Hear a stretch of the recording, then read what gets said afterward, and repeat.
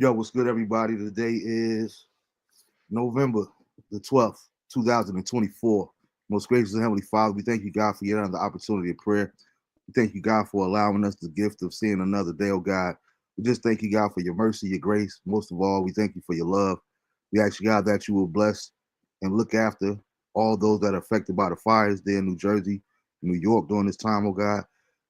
People, all the different things that's going on throughout this world, oh God. We just ask you, God, that you will keep all your creatures safe and in harm's way, oh God. I ask you, God, that you will send a special blessing of comfort to those that are going through as we approach these holiday seasons, whether it be a loved one lost, a parent that's gone, a child that's gone, or whatever the case may be. You know, most people struggle during these holiday seasons. Oh God, I ask you, God, that you would comfort and keep them. We ask you, God, that you will bless our viewers on this evening, as well as my guests and all that are around us, oh God. We count all these things done by the matchless in the mighty name of Jesus. We pray, amen. Amen. Yo, what's good, everybody? Y'all come on in. Let me know which way y'all watching on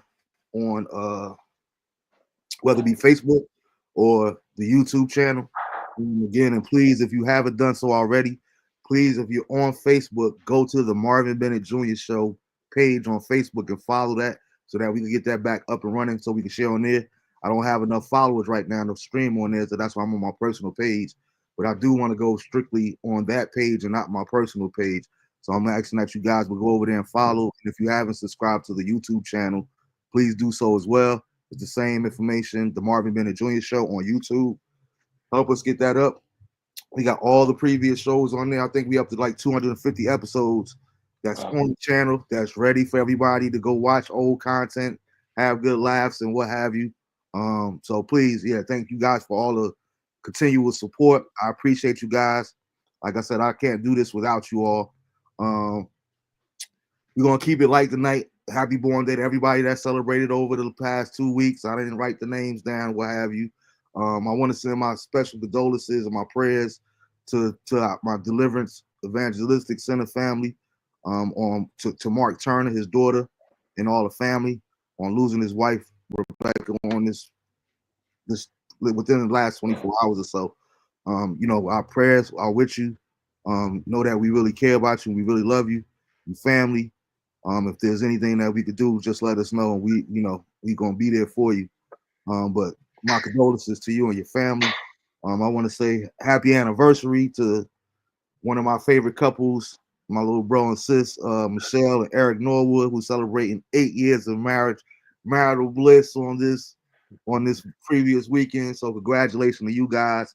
You know, I'm proud of you all. Keep on fighting, keep on staying there, and keep on being down for one another. That's one thing I really love about you guys.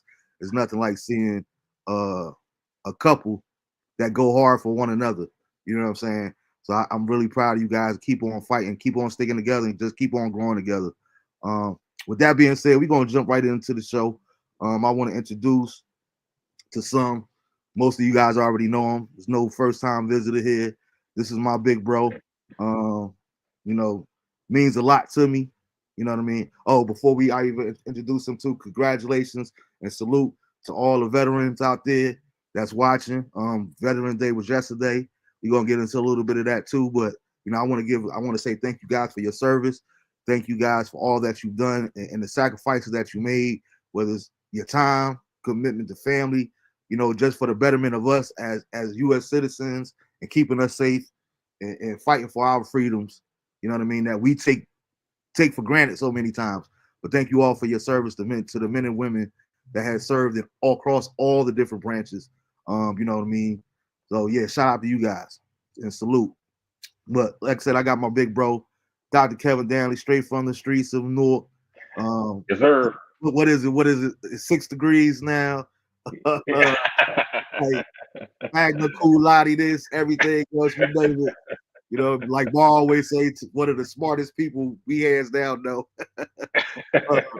My big bro, Kevin Danley, yo. What's good? What's good, bro? Oh man, happy to be here, man. It's been a while, so yeah, Yeah. it's nice to be back on and get an opportunity to chop it up a little bit. So yeah, I'm Mhm. happy to be here. Appreciate the invite. No doubt, no doubt. I love to chop it up with you. Like I said, it's been a minute since we got a chance to catch up, and we ain't gonna Yeah, catch for sure. TV up on the show. You know what I mean? Because Yeah, We like to have our private conversations too. But For sure.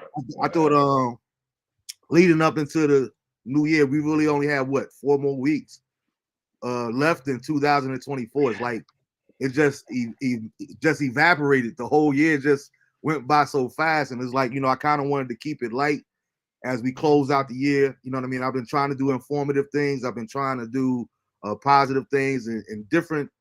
Last week, shout out to Miss Shania. We had a breast cancer survivor. Not she don't like to say survivor, but a warrior. She's 1 year cancer free. So we try to incorporate just many things, education, laughter, all that into the shows. But it's like as we approach the end of this year, I didn't want to do anything too heavy, and I was like, the first person I want to do these shows with is none other than my bro, because we just rock together, and conversation just flows how it go. But my man Rodney, he had hit me up last week, with last Tuesday being election day. It was like, man, you missed the opportunity. And like I said, this is not something for us to go back, and you could chime in if you want. But for me personally, it was like I couldn't do the show last week because I was disappointed. I was hurt. And it really, really bothered me. It bothered me to the point to where I literally wasn't on social media. I wasn't on Facebook or anything at all last week. I think I didn't get back out till maybe Friday or so. With all the discourse over the election, the outcome of the election, and the leading up to the election and all that. And it was literally to the point where I'm being totally honest. I was at the point where I said, you know what? I don't even know if I want to do the show anymore at all. It was that bad. Like to the point where to see people that I love, people that I really care about genuinely, so at odds over politics. Like, and it's fun. It bothered me to my core. Like, I'm telling you, I can't even read no more comments. I can't look at no more posts. I gotta go straight, you know what I mean? Comedy on TikTok, or go to the Bluetooth, watch my comedy specials, because it was so eviscerating from the pulpit. You know what I mean? I'm saying it because I speak my mind, from the pulpit to the homes and people. You could unfriend me if you like this and that there. And I'm like, yo, at the end of the day, and man, I remember me and you having this conversation about it. I look at it the same way. It's sort of like sports. You know what I mean? Here it is. Here it is. We are having these arguments as Cowboy and Giants fans. We ready to fight for one another, where Jerry Jones and Mara don't know we freaking exist. As many Giant games I have been to, I've never got free parking. I've never got a free program. I've never got a birthday card. And I'm willing to end a relationship that's with somebody that I say I love and that I care for over a sports team, who you like and who you don't. At the end of the day, and I always said it with my mom, it's like, for me, no matter who's in office, you better have a relationship with God and you better pray. The Bible instructs us to pray for our leaders. So I'm not one of those ones that get so caught up into the semantics. And I've seen people literally depressed because Harris lost, or people happy that Trump won. And how could you support this? And how could you support that? Even like I said, over the course of the last 3 months, I couldn't look at a church sermon without some pastor bringing the election up. Now, I come from the old school, like you said, you grew up in the same church that I did. As much as we love Bishop Everett, to this day, I can honestly say, I don't know who he voted for, who he rocked with, none of that. Because the pulpit is, we supposed to be about, when we talking about church, I'm not talking about everybody else. I'm just talking specifically to church folk right now. We're supposed to be in the business of winning souls. Period. Point blank.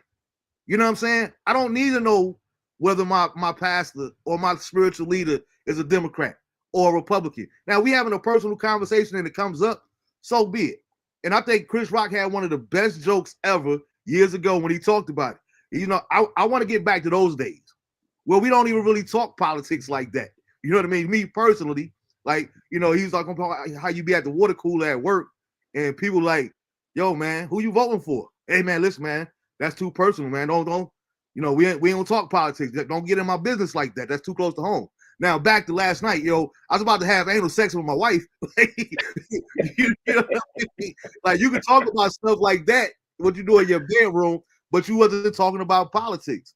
And I think we've got so distorted, and everybody has a voice nowadays with social media and our phones. Everybody is free to voice their opinion, and your opinion is just that. It's your opinion. Like, don't expect anybody to go gun ho like you feel about your opinion, because they might not see it the way. There's a reason that we are all created differently. We all have our different perspectives and what have you. So it was just so disheartening. And I was like, at the end of the day, it's going to be what it's going to be. You know what I mean? That's the way I look at it. It's going to be what it's going to be. You need to have a relationship with God. You need to pray in God. Love those that love you, love your family, be there for one another while you yet can. We get caught up in all this political stuff, whereas people are dying on an everyday basis. People that we know and love. And I was thinking about it. I don't know why, but I had the thought earlier today. I was like, the truth of the matter is, the longer that we live, the more death we are going to see. Mm-hmm. So why am I going to get caught up in, oh man, this mug stole my girlfriend in 8th grade? Like, dude, 30 years later, you still held up on something like that there, or a blown call in sports, or whatever the case may be. Like, let's stop all the pettiness, because at the end of the day, most of us, we have lived more than we have time left. So that's my question to everybody out there. I don't care who's in office. What are you going to do with the time that you have left, that God allows you to have? Are you going to make it beneficial? Are you going to fulfill that time with love? Are you going to be caught up in animosity and all of that there? I just wanted to get that off my chest, because a lot of people have been reaching out to me, and I wasn't even like returning phone calls. And I think I only talked to like maybe 2 or 3 people this previous week, because I was just so in a place like I don't want to hear any of that. Oh man, do you believe? Like, yo, don't even come at me with this, because and that was the last thing on that. That was the thing that bothered me the most. And I know me and you done have personal conversations about that, and you're big on education and things of that nature there.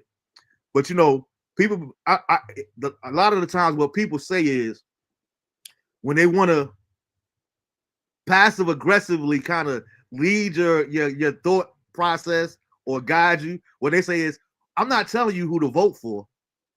I'm just telling you to do your own research. You know what I'm saying? Now, the way I take that is BS, because if I do my research and then you tell me, okay, just do your research. I don't care who you vote for, just vote. Now let me vote for the person that you don't want me to vote for. Then we got a whole nother issue. We got a whole nother argument. You see what I'm saying? That's why I call BS. You know what I mean? And it's like, and that's why I kind of want to get. I don't know if you had any thoughts on it, but I want to kind of get into that, because I was having a debate and a conversation about that, just about research, education in itself. And we were talking about how in the church, a lot of church folk, I gotta vote according to my faith, so to speak. Now the problem with that is, no political party is going to line up according to your faith, so to speak. Right. So you're going to have to pick and choose which you stand. You know what I mean? Because and even Jesus said in the Bible, render to Caesar what's due to Caesar. And there was a reason for that, because church and politics, they don't necessarily mix. You see what I'm saying? You can have your belief. And we got to talking about the holidays, and shout out to me and you. We did the show 2 years ago. You know what I mean? A lot of people ain't like it, but I don't care. You know what I mean? But I don't celebrate the traditional holidays like everybody else do. I'm not putting up no Christmas tree. I'm not, you know what I mean? I don't believe in all that according to what I believe. And I think that's what that's the core, what I want to get out there is, we have to learn how to be, learn to disagree, agree to disagree respectfully, though. And that can be done. You see what I'm saying? Oh no, man, but that was back then, and it wasn't. No, if you like you said, if you study the history, it was about Mithras and the sun god. That's where December 25th came from. But y'all don't want to hear that in Christianity. You know what I'm saying? Because no. So I made a comment to somebody on a thread, and you know one thing I don't do is I don't do the back and forth. But somebody that knows me and know I don't do the back and forth, they come and tell me why I'm wrong, or call themselves telling me why I'm wrong. And I'm like, no, I'm not wrong. I'm saying what I feel or what I believe. Now, the reason I always go back to education is because it's not about what you learn. And I know that you're big on education. Like I said, we just talked about it, 6 degrees. My question when it comes to education is, how is it that we, and people that want to use that excuse of doing the research, how do we know what we study, what we learn, the information that we get? How do we know that that's actually factual or what they want us to learn or want us to know? Well, you just said 15 minutes worth of stuff, so I got a lot of Yeah, yeah, you go response. unpack it all, yeah. As far as the last thing that you just said, it's about that's what research is, right? You have to look at you're not just looking at the research itself, you're looking at who produced the research, right? What are their credentials? um where did they get their research from, essentially? So you have to, that's really what it's about.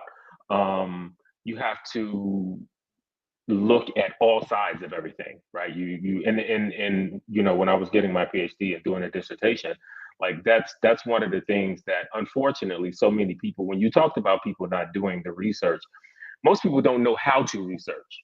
They don't know how. The majority of the people in this country, the majority of people in the world don't know what research really is.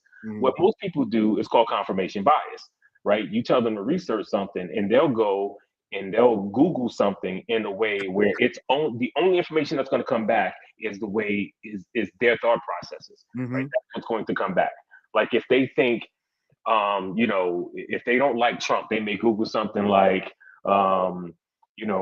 how many times has Trump been indicted, right? Like how that's not giving you both sides of a story. Yeah. So again, most people don't even know how to research. You have to look at what you think is factual, but you also have to look at the other side of the argument. Look at all of it, put it all together, and then draw a conclusion based on everything that's out there, Mhm. not just on your own biases. Mhm. So again, most people don't know how to research. It's all just confirmation bias. But as far as what you were saying, when you first started, I don't necessarily agree. I think that I think back in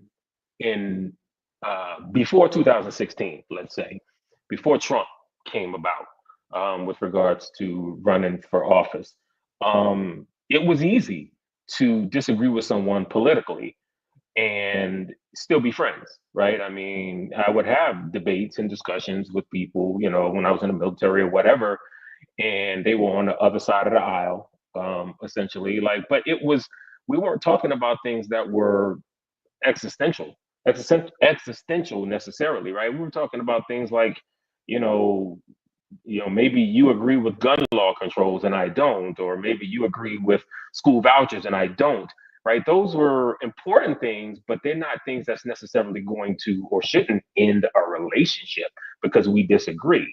Mhm. Once Trump came about, and you're saying you keep saying politics, right? We're ending friendships over politics. It's no longer about politics. That's not what it's about anymore, right? It's about morals. It's about values. It's about human rights. It's about existentialism.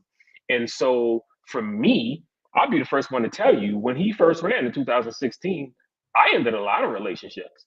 Um, and for me, it's not simply because you voted for Trump or you voted Republican or you did this.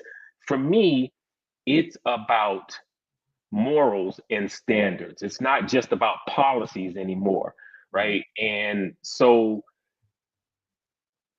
it's like the quote that's been misattributed to James Baldwin. It's actually Robert Jones Jr. who said, "We can disagree and still love each other unless your disagreement is rooted in my oppression and denial of my humanity and right to exist." And so that's what Trump stands for, right? Trump is about oppression. He's a racist. He's a sexist. He's a misogynist. He's all these different things. So for me, it's not about the politics of it. If I find out you voted for Trump, That tells me what kind of person you are. And that kind of person I cannot be friends with. I can't. I just can't. I can't, in good conscience, be friends with someone who voted for Trump, right? Not all Trump supporters are racist, but all of them decided that racism isn't a deal breaker. Not all Trump um, supporters are rapists, but all of them decided that rape isn't a deal breaker. And the list goes on. I can't be friends with someone like that. I just can't. I absolutely cannot. So again, it's about a whole hell of a lot more than just politics as to why relationships are ending. And I'll be the first one to tell you, like I just said, I had to end friendships and relationships over that. So it goes much deeper than just politics. I can't rock with you. I cannot rock with you if you're okay with this man and all that he stands for. I cannot, absolutely can't rock with you. I just can't. I'm not judging anyone who continues to maintain relationships with people who vote for Trump. That's on you. Again, it's all personal. It's all personal decision and all that. But again, for me, I can't do it.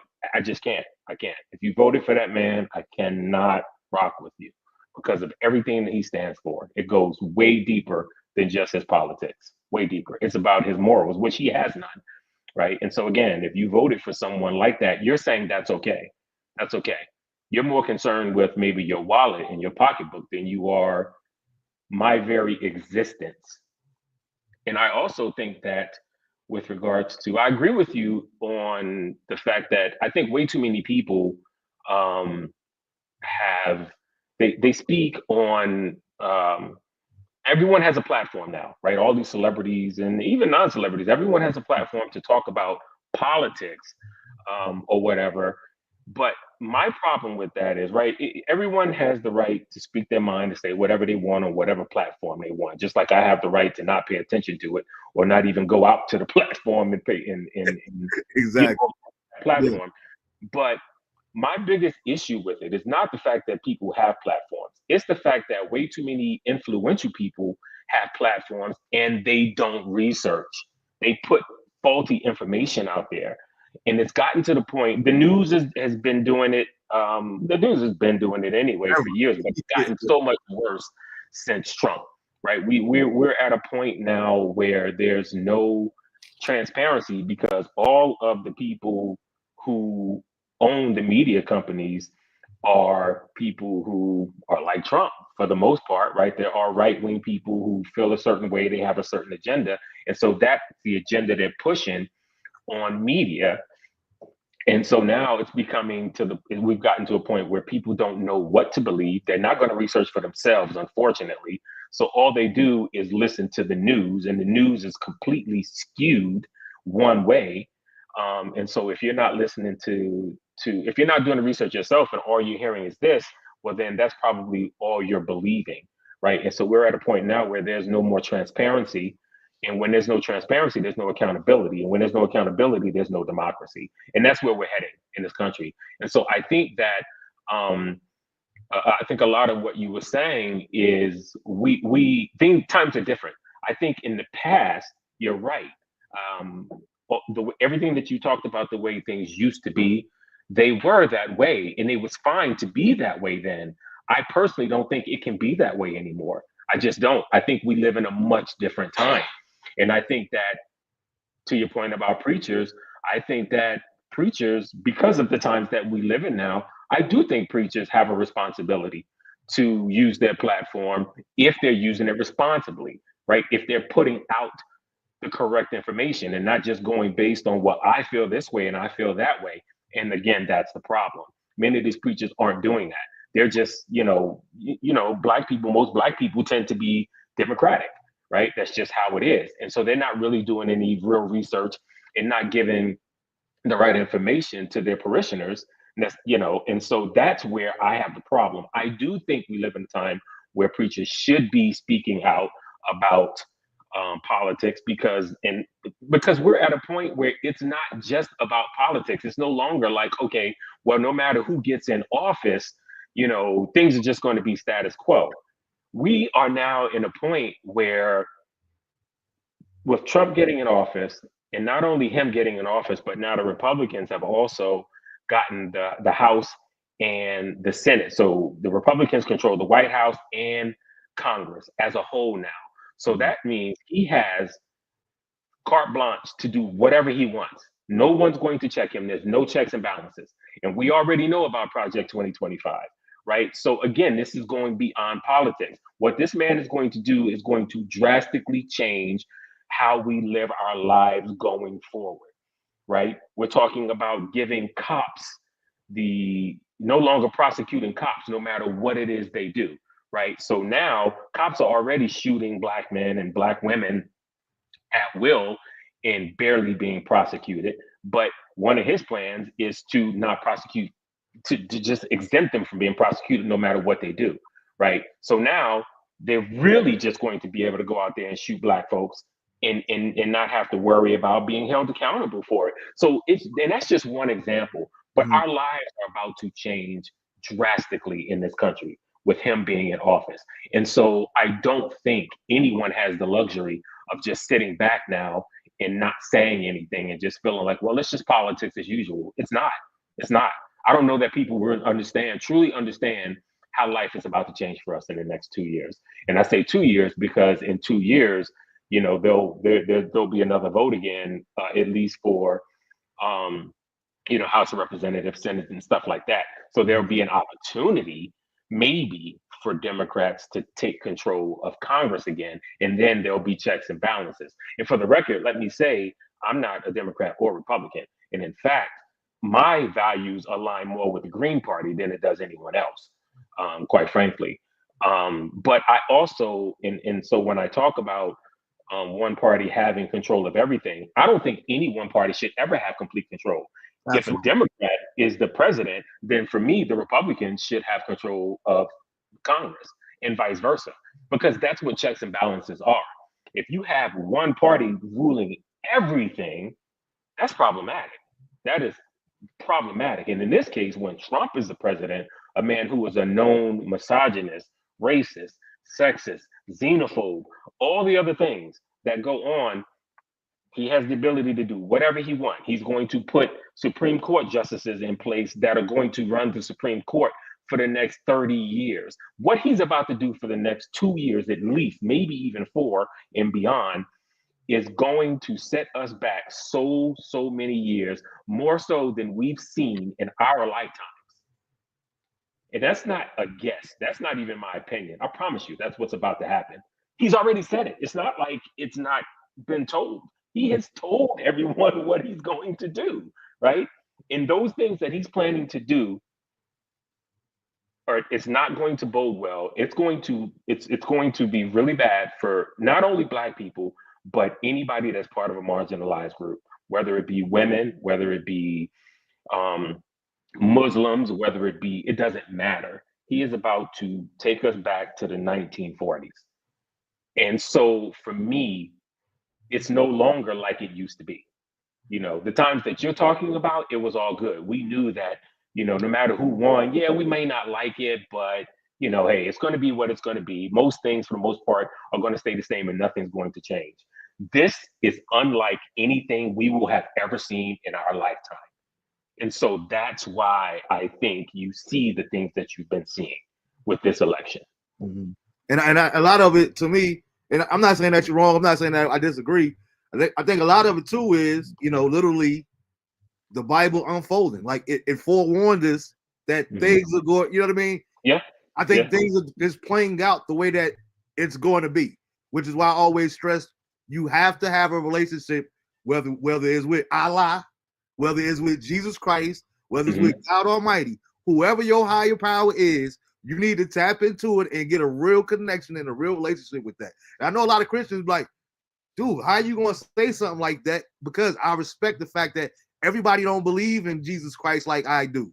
Everybody doesn't believe in God like I do. And I'm, again, back to what I was saying, like I have a best friend, my man Leonard Salahuddin. Me and Leonard been friends for over 35 years. I think we've had one conversation about relationships. But he's my brother just as much as you, my brother. And I don't care that as long as if you got a relationship with Allah, more power to you. As long as I know that you're seeking, you know what I mean? That's what I'm really caring about. And I know that people say, well, you're a minister and all that there. You can't talk like that. I can talk however I want to talk. It might not be like what you want me to talk. Right. It might be misconstrued. And if you don't agree with it, then guess what? pray for me that God shows Right. me and God give me understanding. You see what I'm saying? So it's like, I was even thinking about it when I had what's good, Pat, Julian, Ed, Jackie. Hey, what's good, Jennifer? Yeah, y'all used to be across the street neighbors down there on West Katy. Yeah, man. By the Star Legend. But Sure. Jackie had a question. I don't know if you've seen it. Can you see the questions up on the screen? I can. I was talking, so I didn't really see them, but I do see the questions coming up. Yeah. Jackie said, I thought I read today that there will be a recount in the House or the Senate. I hadn't heard that, and maybe there will be, but a recount's not going to change anything. I mean, the chances that anything changes are slim to none. So, Mhm. a recount it's really a formality more than anything. If you ask me, I just don't foresee anything changing. So, you know, Mm-hmm. I mean, I hadn't heard that, but yeah, like I said, you know, yeah. Hey, and all right, so totally off topic, but I was thinking about this, and I was like, "You the perfect person to ask this. Like, how do you feel about this?" I thought it was like, to me, it's almost comical, sad but comical at the same time. It's funny to me how, whether you're talking religion, whether you're talking about politics, whether you're talking about gender roles, men versus women, black, white, it doesn't matter. It's funny to me that we live in a country called the United States and we are divided like never before. Like, Yep, like absolutely. Yeah. I'm like, am I only one that see the irony in that the United States, but Yeah. we're divided like never before. Yeah. And we have been from day one, since from the time this country became the United States of America. You know what I mean? We've been divided. But yeah, you're right. I mean, we're certainly living in days where, I mean, I think, you and I were, I'm a handful of years older than you, but we were both born in a time where things were getting better, right? Like after Martin Luther King was killed in '68, and the last, literally 4 days after he died, the last Civil Rights Act was passed, right? And that's when we were supposedly free, for real, right? Like really, really free. That was the last Civil Rights Act that Yeah. supposedly gave us all the rights that we should have, and that was the Fair Housing Act, right? They could no longer discriminate against Black people in housing. So from 1968, things started to improve, right? Obviously, we know even to this day, things have never been where they should be in this country. But at least, like, I was born in '71, right? 3 years after Martin Luther King was killed, and you were born, 4 years after me. Mm. But in our lifetime, like we've seen things at least incrementally get better, right? Things have gotten better. Things weren't as good in the '70s as they are now. Things weren't as good in the '70s as they were in the '80s, right? I mean, we've had just incremental increases. We know that so much more still needs to be done and needs to happen. But my point is, we've seen things just get better, and all of a sudden now, in the last 8 years or so, things have just started to go backwards, right? And like you said, we're more divided than we have been in so long. And in all honesty, I think things are going to get worse before they get better, if they get better. And I'm not a pessimist. I'm really not a pessimist. I'm just being realistic Yeah. about what this man has said he's going to do, what he's already been doing just since he won the election and isn't even been put, hasn't even, he's not even a president yet, won't be until inauguration, January 20th. And he's already starting to do these things. So I think things are going to get, and it's also going to have far-reaching effects, right? It's not just this country, because what a lot of people also don't realize is there are a lot of other countries in this world who have been electing right-wing leaders, and so he's going to be in cahoots with them. And these countries look to us in a lot of ways, right? And so when they see what we've done, it's going to give those leaders, again, more opportunities to do things to their citizens as well. And so it's just going to get worse around the country, right? Palestine's probably going to end up being just completely obliterated. Who knows what's going to happen to Ukraine? So it's not just this country, it's going to happen to everyone. But unfortunately, most people in this country just have a very myopic view of things. We only see our country, or we only see our personal lives and our personal experiences. I can't be mad at that. I get that, but I just wish more people had the wherewithal to look beyond just their own personal situations and beyond just this country, right? And how things work as an ecosystem around the entire world. And I think maybe things would be different if that were the case. But it's just, and I know I'm kind of digressing a little bit now and got a little bit away from the point that you were making, but it's Nah, just, you good, you good. Because I say the same thing. I keep my TV pretty much for the most part on Al Jazeera News. Because and I understand that everybody we all have different passions. And I think, I always take things back to sports, right? Sports really helped me with my viewpoint on life. Being a part of a team at Westside and playing football and then being a quarterback. So I looked at things different, learning the quarterback position than necessarily a wide receiver would, you know what I mean? Because as a fullback, prime example, we run 48 pitch. You know what your assignment is as a fullback, right? Mhm. But for me, because I wanted to be a good good quarterback and a good team leader, I wasn't worried about just what I was supposed to do or how I was Right. supposed to get off. I needed to know what the left tackle blocking assignment was. I needed to know what the right tackle blocking assignment was. I needed to know what how the tight end is supposed to be. So I knew all the different positions for each play. And I think it made me that much more engulfed in the game of football. And I looked at it through a different lens, so to speak. I always looked at my worldview the same exact way, right?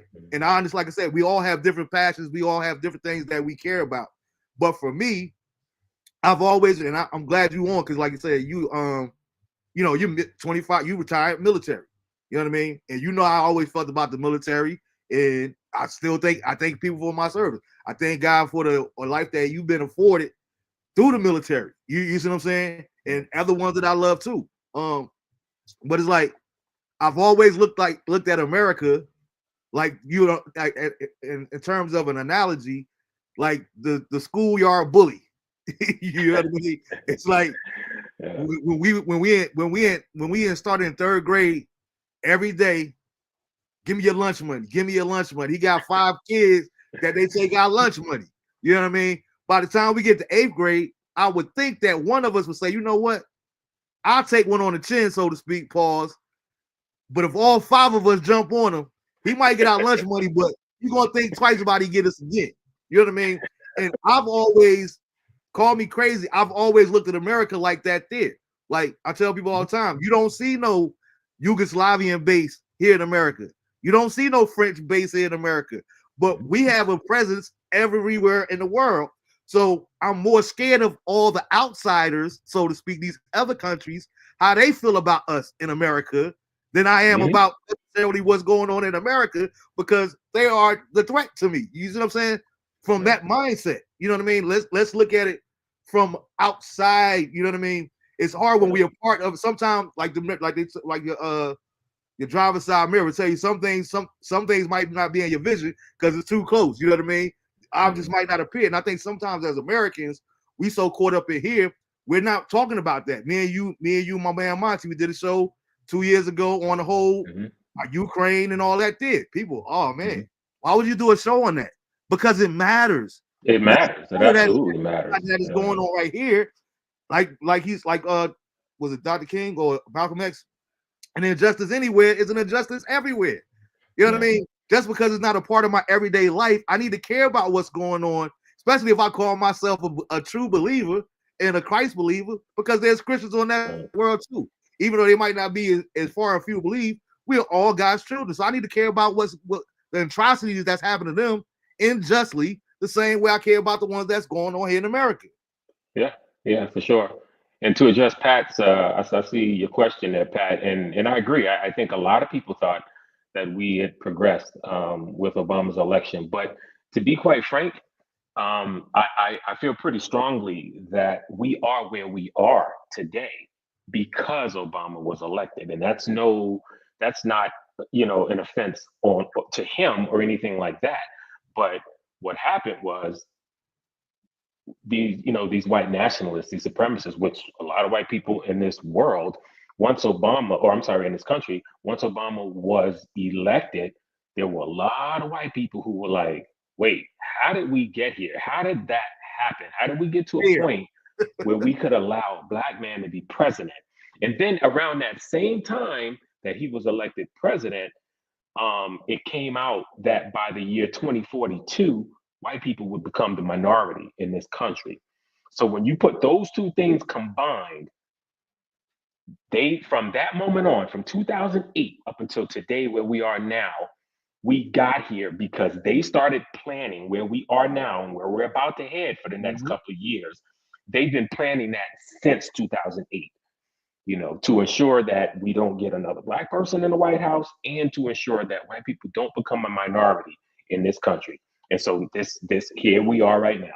That's exactly why we are here today. If we don't get Obama, we don't get Trump. And again, don't take that the wrong way. I'm not saying that, I wish Obama hadn't been president or anything like that. That's not what I'm saying at all. I'm just simply saying there's going to be consequences. Yeah, there were consequences to that, essentially. And we got Trump because we got Obama. Because I started to send you this thing. I said I almost broke my phone, man. I was on Instagram.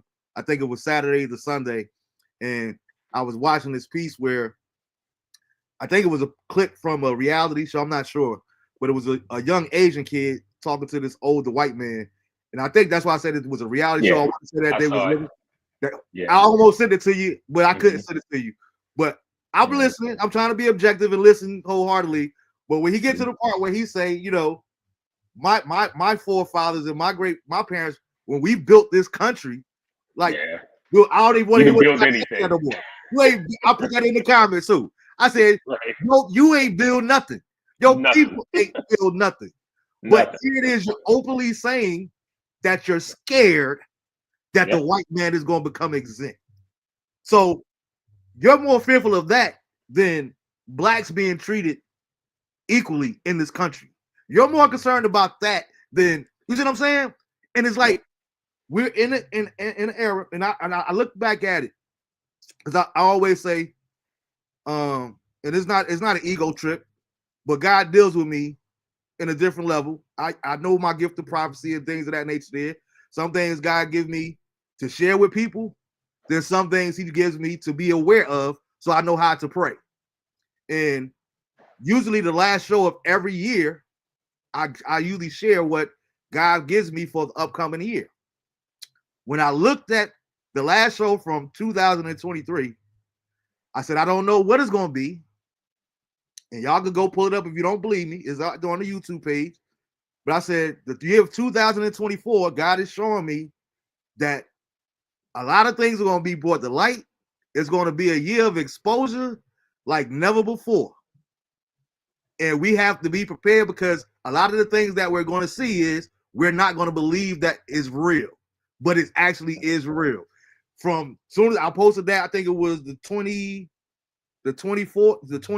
or the 26th of December 2023. Here it is 3 weeks later. Cat come on, Shay. That's how we started the year. With Cat coming on, Shay, breaking it. Then OJ passed away. Then it was just like all this, just all the what was it? The solar eclipse in February. Like just all these different things. And we got baby oil. that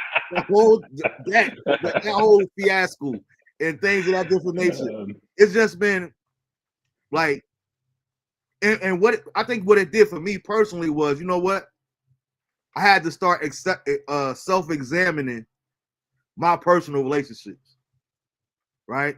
Because I'm never going to physically have a conversation with Bishop ever again. Right. And I so miss those, especially in this year. There's so many times where I just wanted to talk to my uncle like, yo, I need you to talk me off the ledge. I need you to talk me off because he always know how to. So it's important for us to get relationships right. I went back and found people that I was beefing with.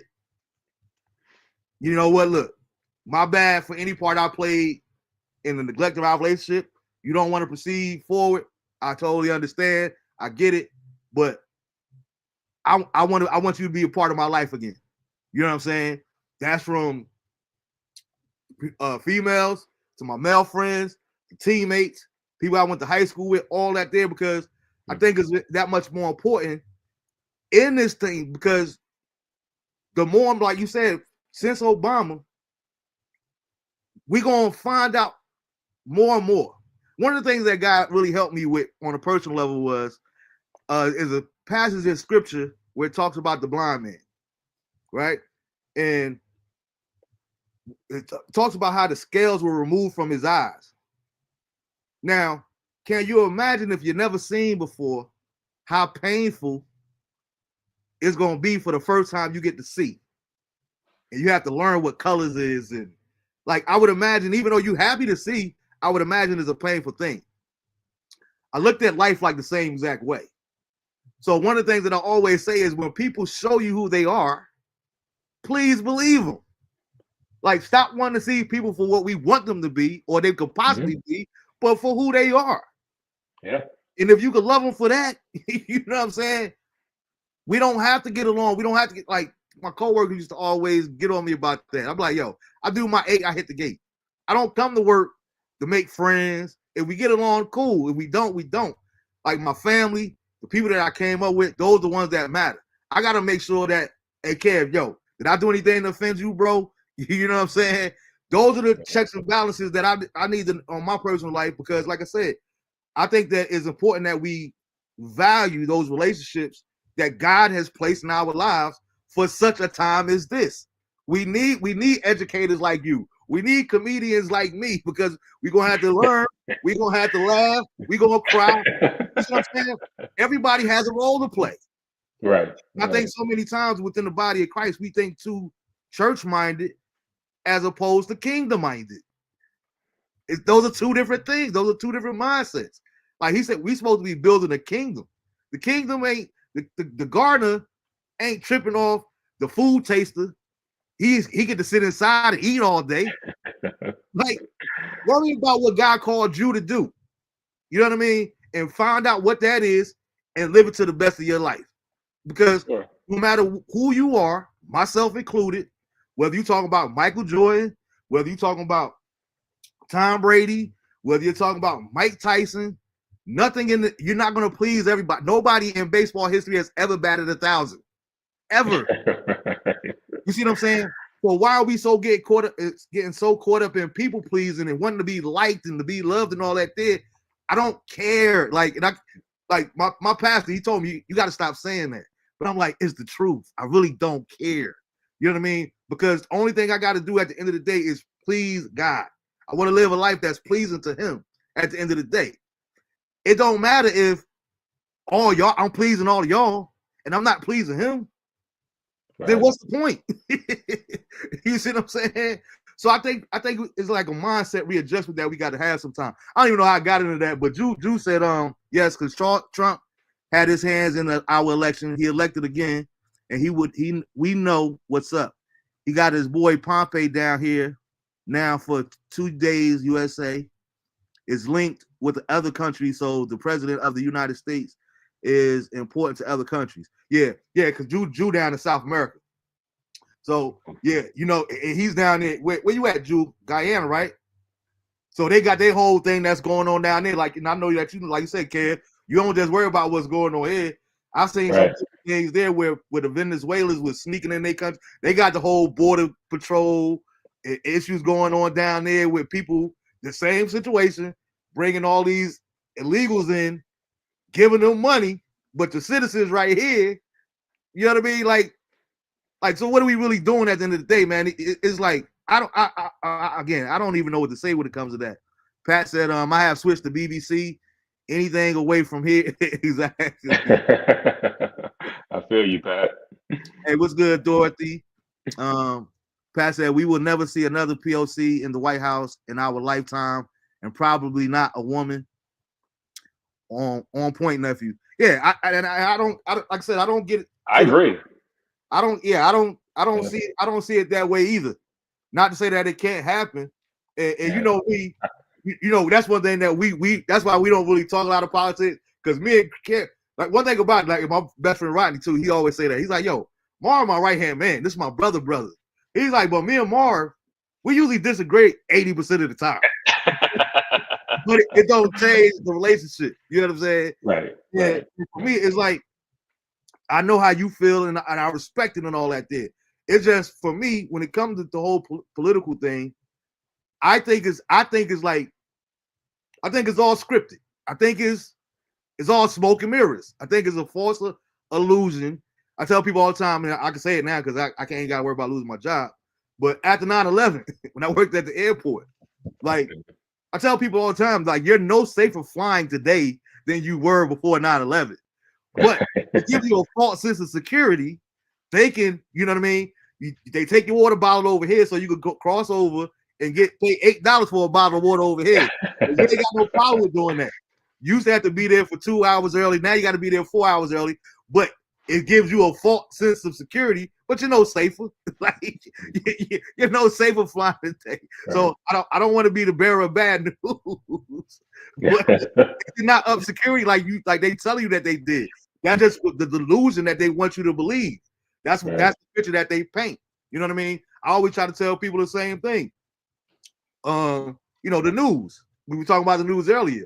The news is not necessarily, I won't say necessarily the truth, but what it is what they want you to know. Yeah. You need to be worried about what they're not telling you. That's what you really need to be worried about, not what they telling you in the news. You know what I'm saying? Because me and you, we even talked about that on one of the previous shows you was on before too. And people was like, you got to stop saying. And I'm glad you brought that up about the 2042, because one of the reports that I had seen it was 2050. They were saying 2050, but I was literally having this conversation with somebody yesterday. Nah, that ain't gonna never happen in our lifetime. They ain't gonna never be the minority here. Okay, I respect that if that's what you believe. Right. You don't believe in that. You know what I mean? Yeah. Because even in myself, I don't say that I'm right, but I believe what I believe. But I'm honest enough to say that, guess what? Even though I believe that, it don't necessarily mean that is the truth. It's just what I believe. You see what I'm saying? Right. So I think that's what we all got to govern ourselves accordingly and do the best that what we can with the information that we have. You know what I mean? I can't be worried about all the stuff that I don't know. I got to go based off of what I do know. And then when my spirit leads me, okay, you might want to learn a little bit more about the process of the military. You know what I mean? Or you might want to learn a little bit more about your local parties or this here, that there, and the do's and don'ts. You know, because I use the analogy too.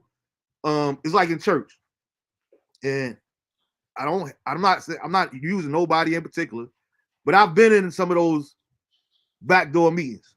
You feel what I'm saying? With the executives and all that there. So it's easy to say, just for an example, it's easy to say we're gonna have a dress down Sunday, right? But you know that these board of governors or these elders or whoever that's assigned to this committee, the executive board, they already said, nah, Pastor, we ain't doing all that. So the pastor could go out there and tell the people on a Sunday morning, we playing with the idea of having a dress down Sunday. And the people clapping, oh yeah, I ain't gotta wear my suit and tie and all that there no more. Now he could go out there and say that because he already know we done had the discussion that that's not gonna happen. You see what I'm saying? I'm not saying that church is a scam and all that there. I'm just using that as an example. Things go on behind scenes that the public that we don't know. Me and you I've asked you questions. I've asked other people in the military questions. Well, I can't really speak on that, bro, because you have access, you're privy to more information than I have access to. You know what I mean? And you can't talk about what goes on in certain areas. You know what I'm saying? So I'm mindful, like, you know what? There's a reason that he can't tell me. So I'm not going to act like it's something over there or it ain't something I need to be concerned with. You see what I'm saying? I'm not going to let it stress me out, but I'm going to take my brother's word for it. And how you tell me to move, I'm going to move accordingly because I know that you got, you know what I'm saying, inside information. You know what I'm saying? Like, look, bro, you might want to get all your money out the banks. You know what I'm saying? And you might want to invest in crypto, whatever. If you make a blanket statement like that to me, okay, say less. Right. Because I know that you know something that I don't know. You know what I mean? And I think so many times we just get caught up in selfishness and we just lose. I lost my train of thought, but that just had me cracking up. Oh, what Julie was talking about. And like I said, I know that you know that. But Jew down there, I seen one building where they massacred like 42 people right before the elections, and just all this stuff, instilling fear about people and stuff. Like, it's crazy about, like, just because we don't know that this stuff is going on doesn't mean that it's not happening. You know what I mean? So that's why I always say we got to care about our brothers and sisters abroad, which is why I wanted to ask you about that too. I think I had it wrote down, but I wanted to ask you about that. I know me and you, we both big in the Malcolm and what have you. But when you talk, in terms of separatism, like, I'm quite sure we'll never see it. But what would it take, if anything at all possible, for us to be able to get back to that? You know, like we people, it baffles me sometimes hearing people that are just now learning about Black Wall Street. And one of the things, even before I moved to North Carolina, I learned that before Black Wall Street, Wilmington, North Carolina, in the 1800s, we were Black Wall Street before Black Wall Street. They had their own. There have been multiples. Yeah, There've been exactly. multiples. Richmond, Virginia. There've been a lot. That's just the most popular one for sure. Exactly. Yeah. So, what would it take for us to get back to that? Because it's not that Black people don't have money. We gonna spend money even if we don't have it. What would it take for us to get back to that there? You know what I mean? And the reason I said I don't think this can be done because of the Walmarts, because of the Targets, because of the all these big corporations. They don't want to see us take our money. They don't care about our rights. They don't care about our they don't even look at us like human beings. All of them. Not saying that all of them are racist, nothing like that. There, nothing is totality. But I think we were better off sometimes. Like, my thing was always, why would I? And I understand. I thank people for their sacrifice. I'm not discrediting none of that. But even here in North Carolina with the Greensboro Ford, you go on to sit at lunch counters and they get beat up and poured on milk. My thing is, why would I want to take my hard-earned money that I worked for to go to this establishment that don't want me there and give them the money that I worked hard for just to prove a point, so to speak? Well, I could go to the corner store, give me a turkey and cheese from Poppy, and go about the day. Like, how do you feel about in terms of that? I mean, they did what they had to do back then to get us to the point where we are now, right? But yeah, times are actually a lot different. And we actually had this discussion on our podcast, on the Black Human Purpose podcast. We had a discussion about whether or not a Black Wall Street could ever happen again. And I think I was in a minority in that when we had that discussion. But I said, I don't think we can. I think the times that we live in, the way things are, and at least not, I shouldn't say I don't think we can. I don't think we can in our lifetime. We're just too disjointed. Back then, they had our ancestors, whatever, they had commonality, right? They had common goals. They wanted civil rights. There were all of these different things that they were all aiming for. And so even when they didn't like each other, because we know there were a lot of famous Black people back then in leadership who did not get along. Regardless. And if I can digress for a second, that's the one thing, I don't care how you feel about the Republican Party, they do the same thing.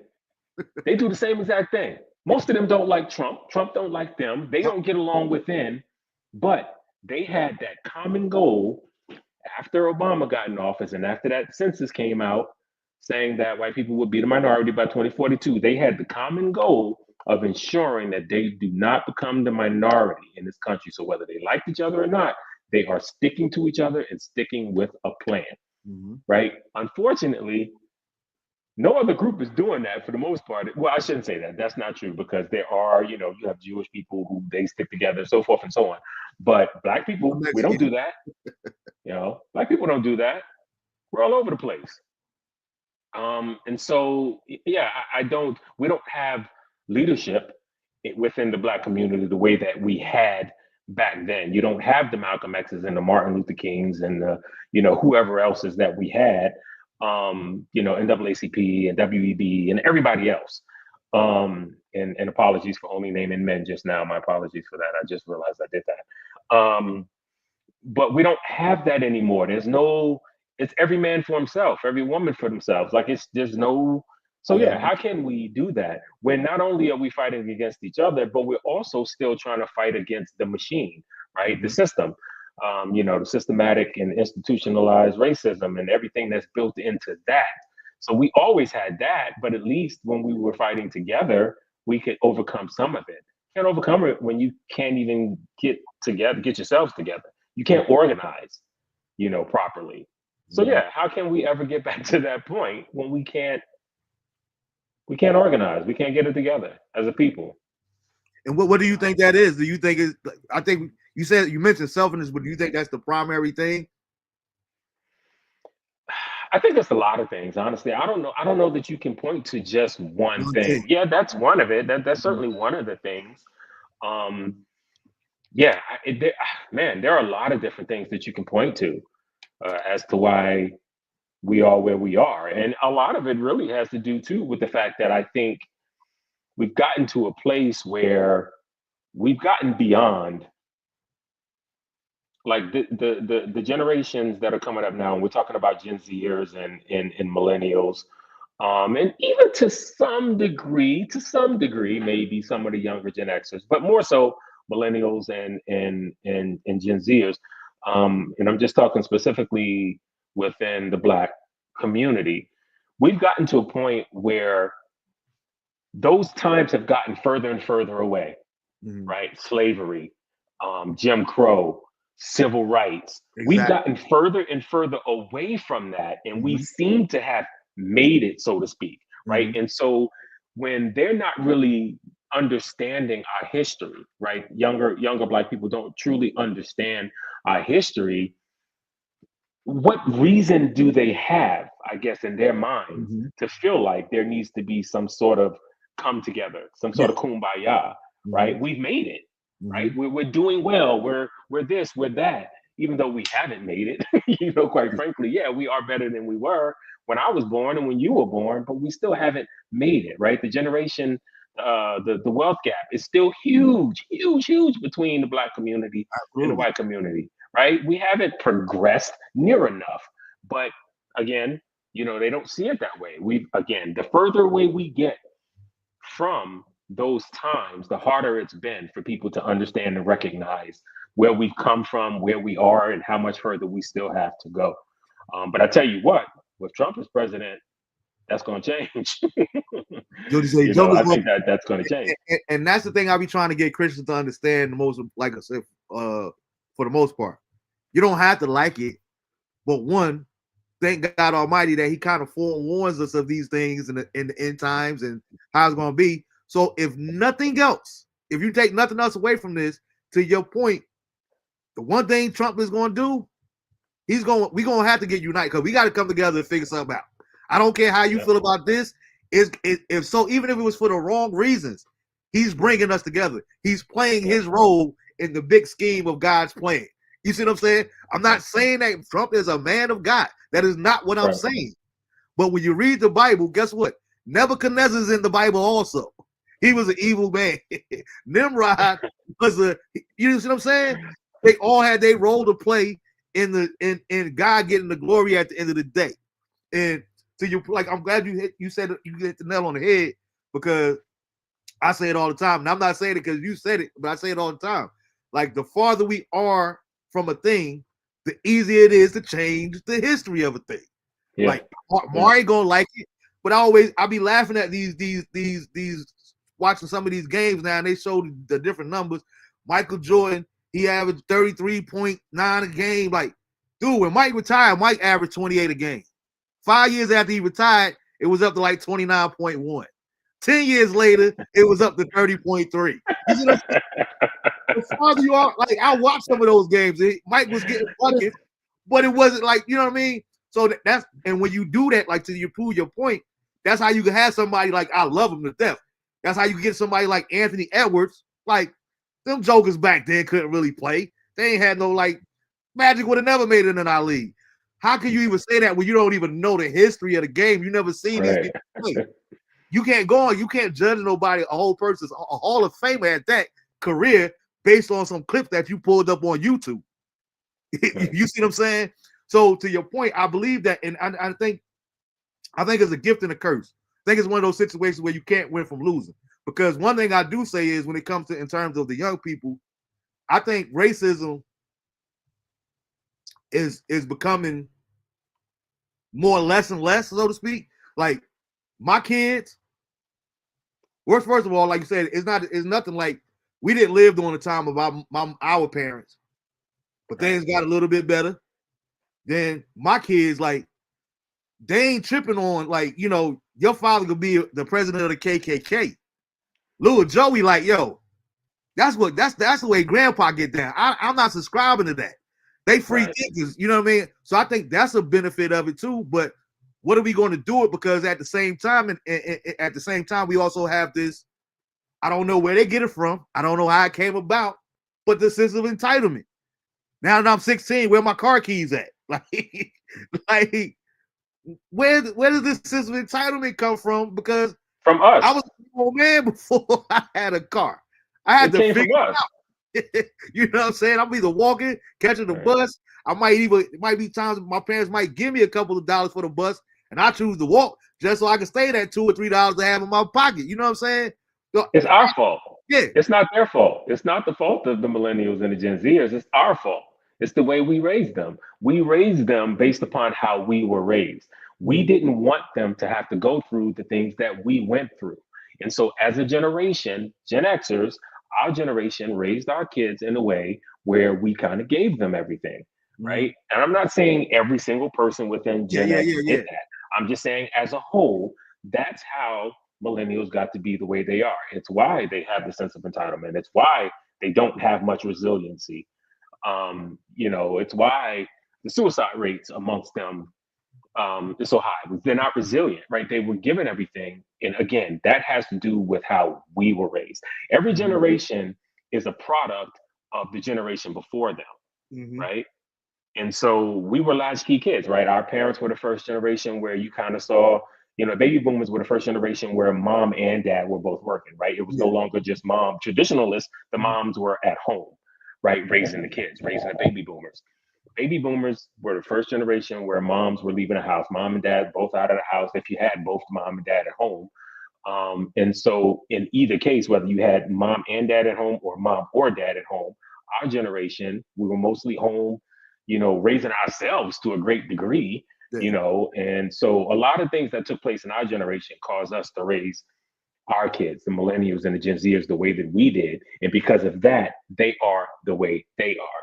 Right. So it's not their fault. It's our fault. Yeah. And like you say, it's no general thing, but you made a good point. I'm with that. And it's funny because you said something earlier that I wanted to get back on too. Like, and I think that's the part. I don't know if that is actually doable as far as the Black Wall Street. But to your point, even talking about the latchkey kids and stuff, like during that time, I think we as a generation or we as a nation, we're way too selfish as individuals. Not everybody, but overall, generally speaking. Absolutely. Because back in our day, I couldn't do whatever I wanted to do because Gwen wasn't there. Sister Cookie, I got to worry about her. I got to worry about her Adrian. I got to worry about Absolutely. Bishop. You know what I mean? And whether we had as much money or not, guess what? We had more love in our community. I remember times we're walking to the bus stop where they selling drugs on the corner. The players with the players. They're out there shooting the dice, whatever else. Hey, yo, man, put that 40 up, man. Miss Bennett coming through. You know what I'm saying? Right. Mother such and such coming through.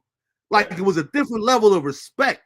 You know what I mean? We don't come over here and preach it to us, but they didn't have to ask. They didn't have to demand respect. They commanded respect, and those are two different things. I think we got to. Sure.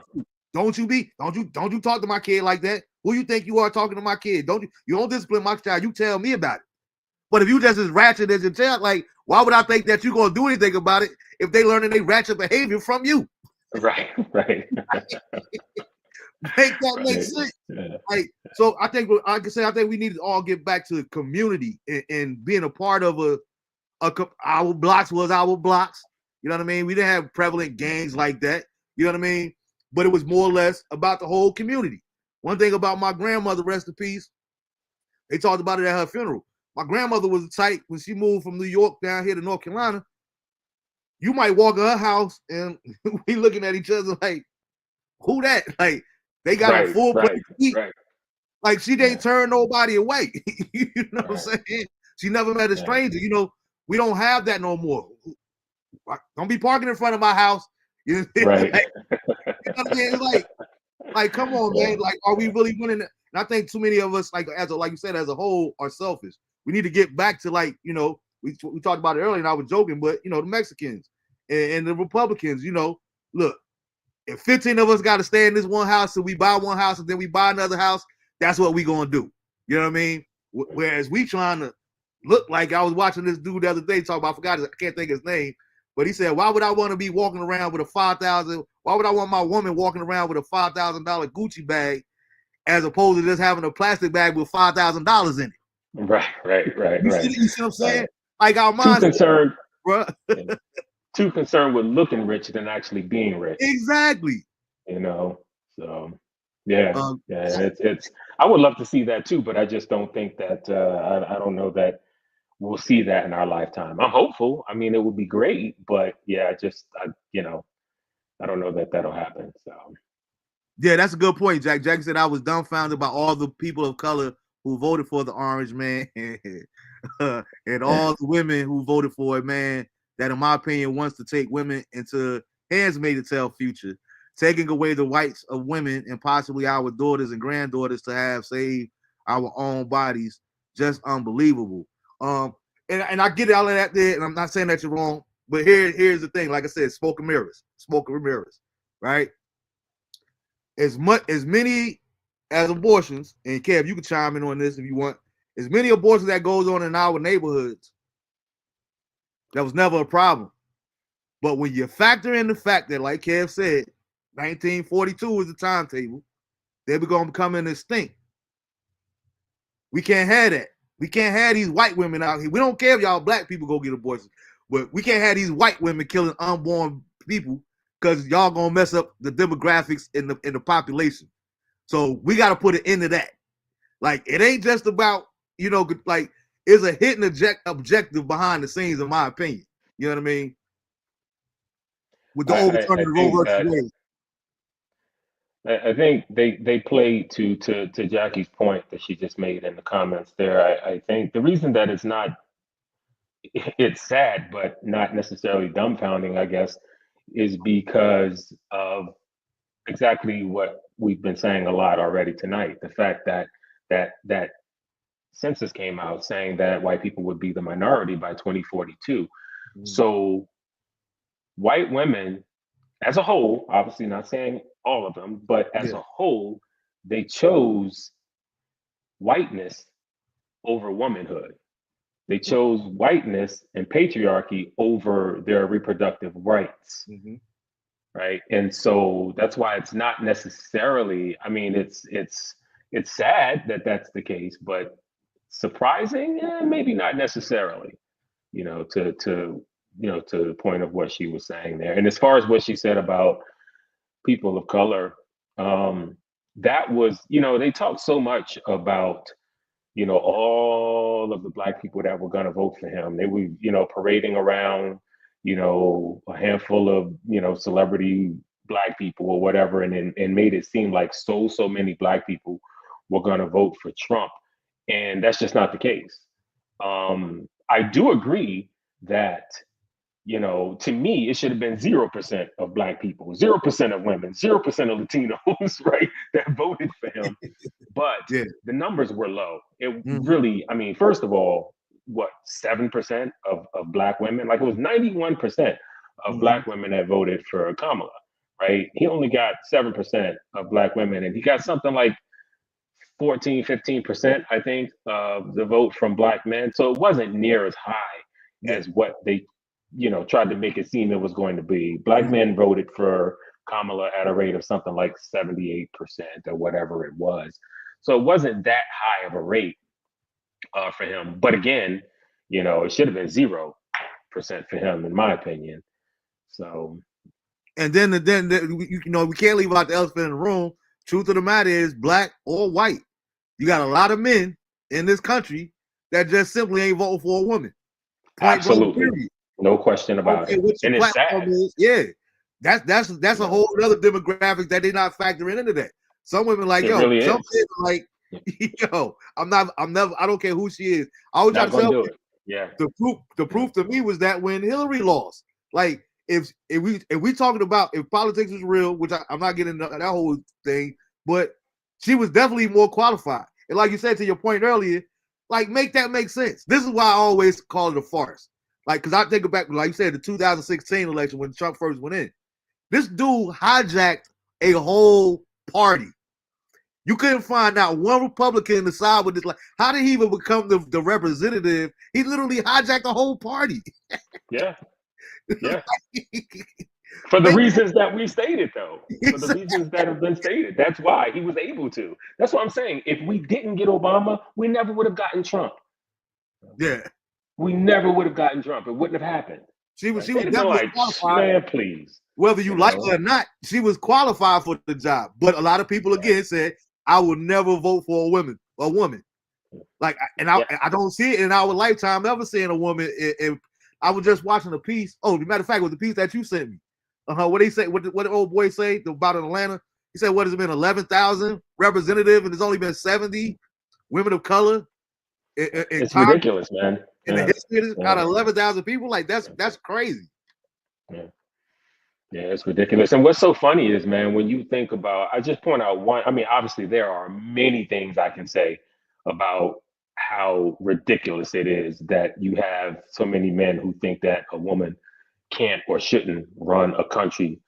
So most of them, or a lot of them, think that you can't even, they shouldn't even, that women shouldn't even run a company or something. But I'll just point out one thing and one thing only of the many things that I could.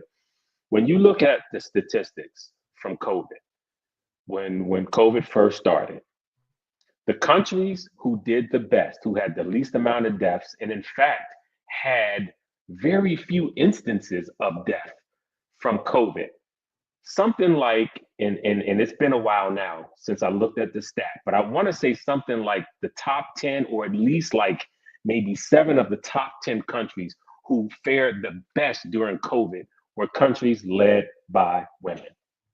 Wow. Yeah, I didn't know that. So it's definitely not that they could do it. I was laughing because it's a sort of a shitty joke, but it was always funny with when Charles Barkley so-called got in trouble. He's like he never buy a woman to watch because there's always a clock on the stove. Yeah. The sad thing is, it's so many people, so many men that really feel that way. Yeah, there are. I agree. There are a lot of men who feel that way. And then I was having a conversation with my aunt the other day, and I told her, I said, I think, I had a conversation with Felicia as well, my wife. I said, I think a lot of it for Black men, right? The numbers were, I think, and I have to double check this, but I think more Black men voted for Hillary than they did Kamala. And I was telling my aunt, I said, I think a lot of the reason that happened is because there are a lot of Black men who feel like Black women is the only demographic that's below them on the totem pole, right? They feel like Black women are the only ones below them, get treated worse than them, than us, whatever. And a lot of Black men want to keep that status above Black women, right? So there's no way they were going to vote for the Black men who feel that way. There was no way they were going to vote. And I think that is one of the reasons. Again, this is just my personal opinion. I don't know this to be fact. My personal opinion is that's why the numbers were a little bit higher for him than they were the last time. Right? Because you do have Black men who feel that way. You have the Black men who feel like I'm just not going to vote for a woman, period. And then the ones who feel like, well, I got to keep my status above Black women because they're the only ones below us. It's like the whole thing with when you think about when this country first came to be. Well, before it was even the United States, right? When people think that from 1620, you know, we had chattel slavery. When the first blacks came over here, for the most part, initially it was indentured servitude, right? Which is different from chattel slavery. And you had white men and black men alike who were indentured servants. But once they started coming together and making noise about the way they were being treated as indentured servants and all of these different things, that's when all of a sudden the powers that be, the white men who were in charge, were like, okay, let's if we give the white men, the white indentured servants, some power over the black people, then we'll be okay. And that's when chattel slavery really started, because they did that, right? They went to the white men and were like, well, listen, we're going to give you a little bit of power here, right? Not really giving them anything for real, right? They didn't, you know, it's not like they were really treated any differently than they had been treated, but they were given power over black people, right? So it's that kind of same thing where, you know, they don't want, black men don't want to feel like, oh, you know, they feel like we got some power over black women. We may not have power over anybody else, but we got some power over black women, and we want to keep that. So there's no way we're going to vote to have a black woman telling us what to do in this country, right? Mhm. I really feel that there are a lot of black men out there like that. Yeah, to your point is, and it's like we talked about earlier, you know, the white guy talking to the Asian dude. Like, I don't want somebody that I consider less than me to outdo me. Being You know what I mean? above me. So it's the Right. same exact thing. That's a white man saying that from that perspective. You know what I mean? But it's the same mentality. Like you said, it's not Mhm. everybody that feels that way, but I'm quite sure that there are a lot of people that really feel that way. Right. Yeah. Jack said, I agree with you saying that some women choose party over productive rights, but still frustrating and not understandable to me, brother. And that some non-minorities thought are ignorantly anybody but a minority of or a woman. And two, just to make a correction, I didn't say that white women chose party over reproductive rights. I said they chose whiteness over reproductive rights. There's a difference. I don't know who you are, Aaron, but I don't even know what you're talking about. What are you talking about? Oh, you said, all right, you followed up. She ain't even black. The election is over, so I'm not even getting in that the whole debate no more. Which is foolish too. I think that's such a foolish conversation to be had about her blackness and her whatever. I mean, you know, whether she's black, whether she's Asian, whether she's whatever. She Don't has a matter. black parent, she has an Asian parent. She's black and she's Asian. And I think it's such an ignorant conversation to have over whether or not she's black. My stance on it. Mm-hmm. Like, I don't even see what the point was. That either you qualify for the job or you not. You know what I mean? With Trump being in office, I am truly scared for all African Americans. Hey, what's good, Dorothy? And thank you. Just keep us in your prayers, as you already do. I stand corrected, brother. Yeah, man. But yeah, man, we're gonna get ready out of here, man. I appreciate it. Cause I could talk to you all day. But I know you got to get out of here, get ready to eat and all that there, take care of the family. But Sure. before we get out of here, man, we lost Quincy this weekend. What's your thoughts on his whole thing? Because it's funny to me how I can feel a certain type of way about a person. You know what I mean? But when they dead, it just goes away. Like, you know what I mean? I don't think that is necessary. I don't see the point in harboring certain things. Because I was like, you know, Quincy, like, he was out of pocket the later years. You know what I'm saying? In my opinion, a lot of stuff. You know what I mean? And the stories that he was telling, like, you know, the different stuff about him, Richard Pryor and Marlon Brando. Like, come on, bro. How are you in the same room? And like, that's a whole different conversation.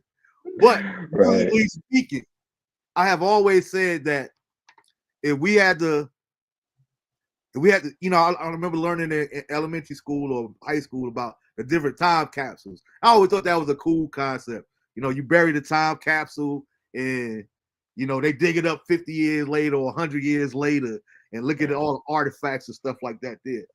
I always said if we had to, it has nothing at all to do with race, but if we had to have a time capsule and we had to reinvent music 100 years from now, the only artifact that needs to be in that time capsule on any level is hands down Quincy Jones. like music will become a popular thing again if we put Quincy Jones in there with his vast variety of music and all the different people that he worked with, from Frank Sinatra to jazz and Cab Calloway, like, you know, Ray Charles and the New Age. Like, right. How big of a impact musically did Quincy have on you? To be honest with you, man, I didn't flinch very much at it. Like, you know, yeah, I mean, obviously, yes, we know that you know, he had his hands in so much of the music that we grew up listening to and that we love and all that. But like, I don't know, man, I just don't. There are not very many celebrities, quite frankly, that that die. I guess that I'm really affected by. Like every now and again, like there'll be a celebrity that will pass, and I'm like, and it kind of hits me almost like I knew the person. Like Kobe, when Kobe passed, man, that was my dude, and I love Kobe, and that one affected me almost like I knew him. But that doesn't happen very often for me. Gotcha. You know what I mean? So, and that's not to say that, you know, I want someone to die, but when he died, usually what happens, someone will die, a celebrity will die, right? I'll ask my wife, I'll be like, oh, did you hear that such and such died? And then we move on with our day, right? And I'm not trying to diminish anything that, you know, Quincy did or, you know, for us, for the public and the music that he brought to us and all of that. Again, like I said, I love it. But I don't know, it just didn't really impact me like that, man. It didn't make me reminisce. It didn't make me it just, oh man, Quincy Jones died. And then I moved on with my day and my week.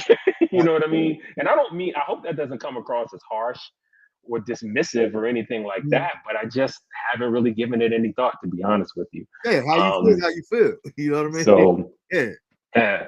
Like if we'd had this conversation, had you asked me this the day Kobe died, now we would have, we could have really gotten to some stuff. Like when he died, when Prince died, you know, there was just a handful of people, but for the most part, I don't trip. So I'm sort of the same way, but it's like certain one, like even with me, it was like sentimental. I remember starting high school. You know my story. I started high school here in North Carolina because, truth be told, I didn't want to go to West Side. I had shout out to Big Bro. I can say his name, Fred. Fred would tell me different stories about what was happening in his experience at West Side. And I'm like, damn, am I going to high school or am I going to jail? But we already know why Funky Five was getting treated the way he was. So I was kind of nervous. So I came down here to North Carolina. So when I came back to Jersey, because I only stayed down here for like 2 months, I came back to Jersey and I had passed the test to go to Arts High. So I was actually going to be at Arts High. You know what I mean? When Savion Glover was there, there was a couple other people that made it, but it was like our fame for people that don't know. It was like our fame high school and arts and all that there in the city of North. Real quick. Let me cut you off just for a second because I don't want to forget this. I just saw Pat's message just before Jackie's popped up. Yeah. And Pat, I want to say thank you so much. I truly appreciate that. Very kind words, and I appreciate it. So. Yeah, no doubt. So, you know, I came up here, and the first thing I did, I remember I think it was like freshman week, my very first day at Westside.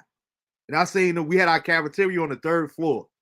I seen them take this kid and pass him all the way out of the cafeteria on top of the crowd. Everybody changed the classes.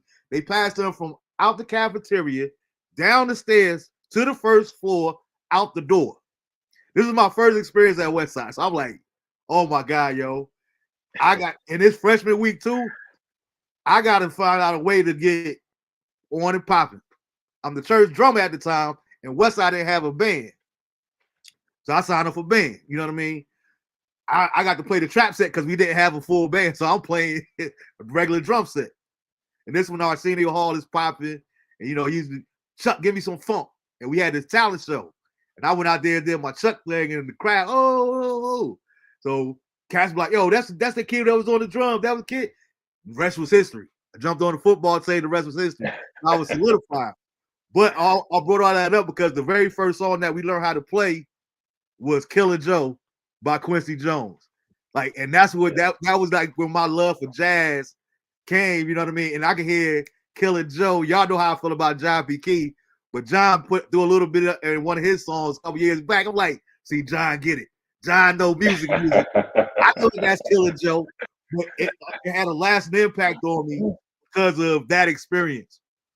And it was like, let me learn some more about Quincy and his music and his jazz side, and not just the Tevin Campbell's, but back in the day. And then the movie Ray come out, we see how him and Ray came up together and all that intricate relationships. So I always appreciated his music. Then we found out he produced Thriller, the greatest selling album of all time. It's like, yo, this dude is different. We Are the World. Right. Like I posted that last week, the most popular song ever. You know what I mean? So it was like, it hit me kind of hard. But like you say, I always remember Kobe because I wasn't a fan of Kobe as a basketball player. I don't hate on him. I just wasn't a fan. But when he died, it hit me too. And I think it was more so the fact that, like they say, death comes in threes. Right. Bishop passed away that Friday. Yep. Kobe passed away that Sunday. So I'm that still Sunday, and it's like Kobe was so unexpected. Like Kobe's still young. He's so like it was totally it caught all of us off guard. You know what I mean? Right. So Kobe had that lasting impact on me. I definitely shed a tear when this man cried. When Muhammad Ali passed away, I actually watched the funeral and everything else. It broke my heart. But then I also remember, as far as popular, I remember the night that Michael Jackson passed away. Right. Because I was at a church service, and only reason I went to this church service because Marvin Winans, my all-time favorite singer, he was preaching this night. And as soon as he got the microphone, he just stood there. And I hadn't seen him before, but he usually opened up with prayer song, go to scripture. This night, he had to take a minute. He said, I just got word that a dear friend of mine died. We came up together. We both sung with our brothers. Only difference was, because he said him and Mike was actually the same age too. He said the only difference was I chose to serve God, and but we was always solid. And he was Marvin Winans from the pulpit was literally the one that break the news that Michael Jackson had passed away. And the whole church was like court. Oh, like it just messed everybody up. Like, nah, Mike can't be dead. not Michael Jackson. You know what's funny is you're the first person who texted me. Was I? Yeah. I had just gotten to class. At that point, I was working on my master's degree, and I had just gotten. I was still in uniform because I went straight from work to class that night, and I just sat down in class. I got there early. I was like the first one there, and your text came in. And then from there, all of a sudden, I started seeing all of this stuff. So, yeah. But that one. But I think it hits you a little bit more when they're young, and when it's sudden and things like that. And I think maybe another reason, other than what I've already said, that maybe Quincy didn't hit me that much because Quincy was 91 years old, right? So when people die at that age, it's just kind of like, okay, exactly.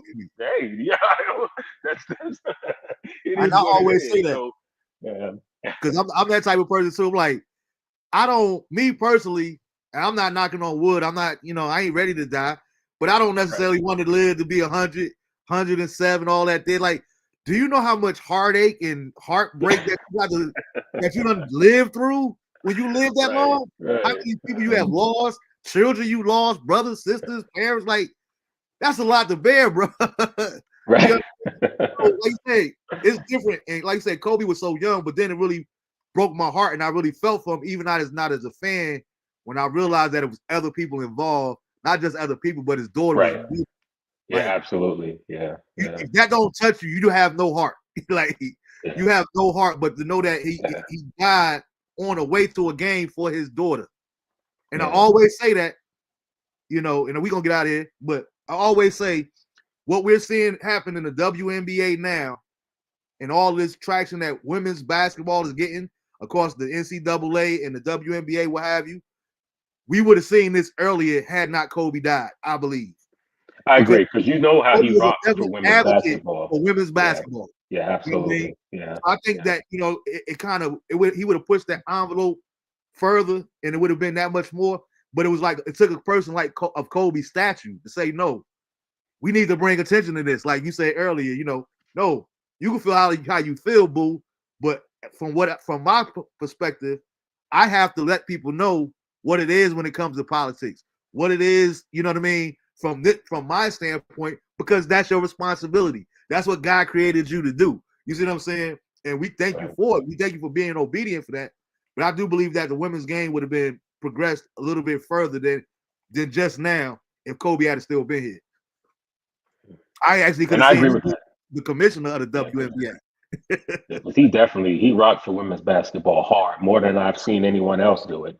Yeah. Yeah, for sure. So I'm happy to see that it's gaining even more attention now, and I look forward to seeing where it's going to go in the future. I really do. So Mm-hmm. yeah, Yeah. So y'all keep on rocking. I want to thank everybody for coming in. Shout out to my bro, man. I always love chopping it up with you, bro. You know I love you, for man. sure.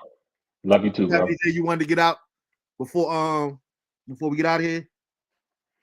I guess since we talked probably more about the election than we were planning on talking about, one thing I'll say is, yeah, we may be in for a rocky couple, 2, 4 years, and maybe even a little bit beyond. But don't just keep your head up, keep going strong. There's nothing we can do about it at this point. We can't change it.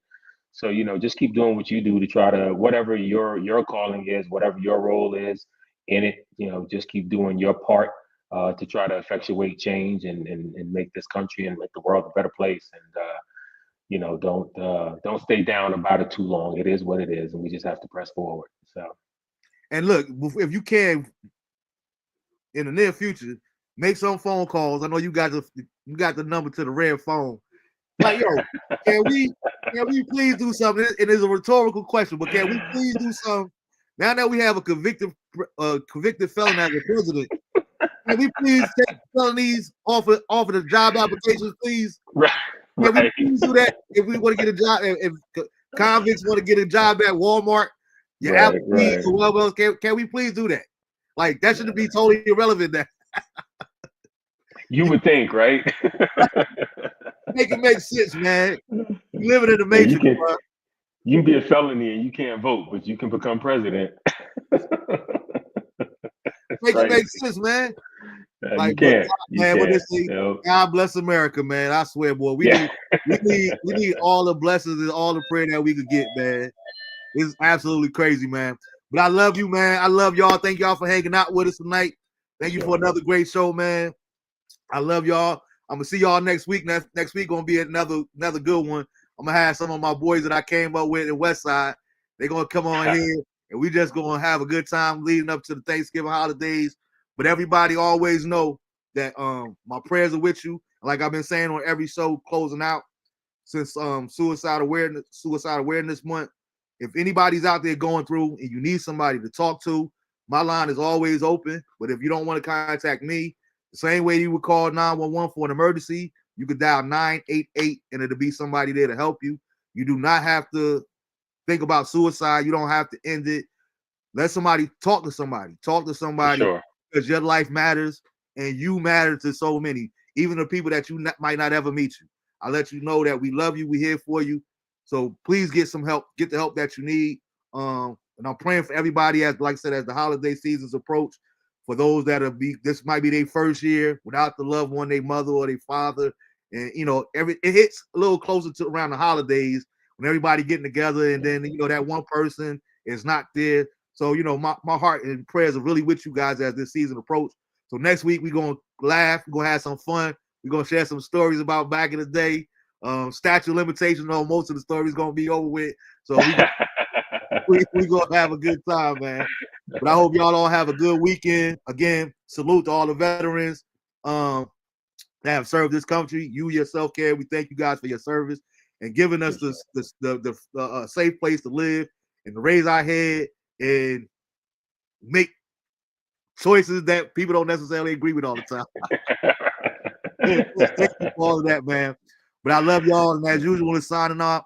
DeAndre and Lisha, Know that daddy loves you intentionally, but I also love you unconditionally. So next week, peace. Peace.